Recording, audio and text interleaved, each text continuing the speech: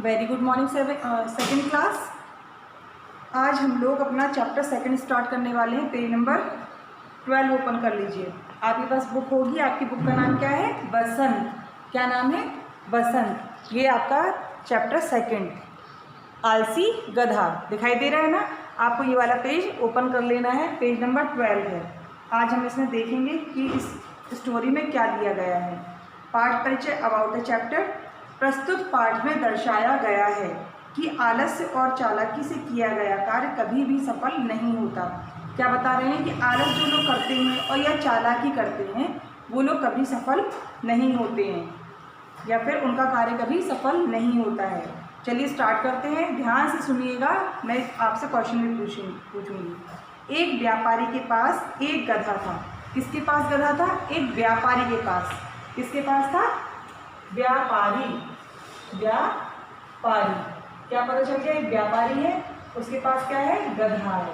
ठीक। एक व्यापारी के पास एक गधा था। वह गधा बहुत आलसी तथा चालाक था। अब गधा कैसा था? चालाक भी था और आलसी भी था। ठीक।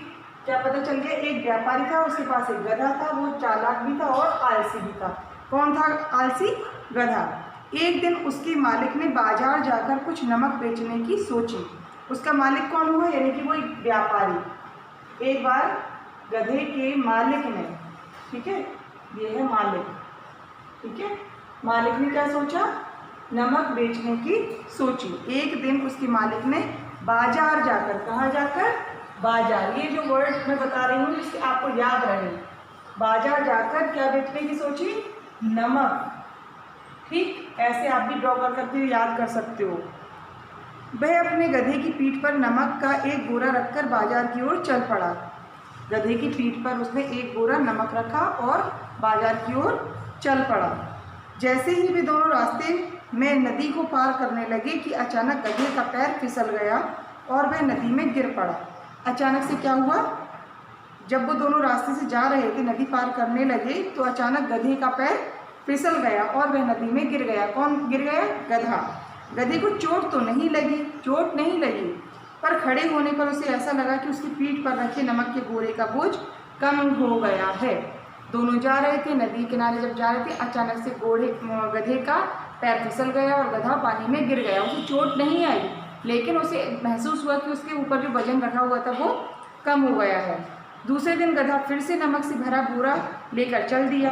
मतलब गधे के ऊपर फिर से उसके मालिक ने रखा और आगे चल गया। अब वह जानता था कि उसको क्या करना है। मतलब क्या जानता था? यानी कि फिर से वो फिसल जाएगा, गिर जाएगा और उसका वजन कम हो जाएगा। गधे को अब अपनी पीठ पर लदा बोझ कम करना था। अतः जब गधा और उसका मालिक नदी पार करने लगे तो गधा फिर से जानबूझकर नदी में फिसलकर गिर पड़ा। इस बार फिर से उसे अपनी कमर पर रखे नमक का बोझ कम लगने लगा। उसने सोचा यह ठीक हुआ। आज हम लोग पेज नंबर 12 ही कंप्लीट करेंगे। समझ में आ गया होगा। एक व्यापारी है, उसके पास एक गधा है। गधा कैसा है? चालाक है और आलसी भी है। एक दिन गधे का मालिक ने, उसी व्यापारी ने क्या सोचा? बाजार जाकर कुछ नमक बेच दिया जाए। तो वो अपने गधे के ऊपर, उसकी पीठ पर एक बोरा लाद के ले जाता है। बीच में क्या पड़ती है? नदी के किनारे ही अचानक से गधा गिर जाता है। तो गधे को चोट नहीं लगी होती है, लेकिन उसे क्या समझ में आता है कि बोरा जब नीचे चला जाता है उसका वजन कम हो जाता है। तो दूसरी बार भी वो ये ऐसे ही करता है।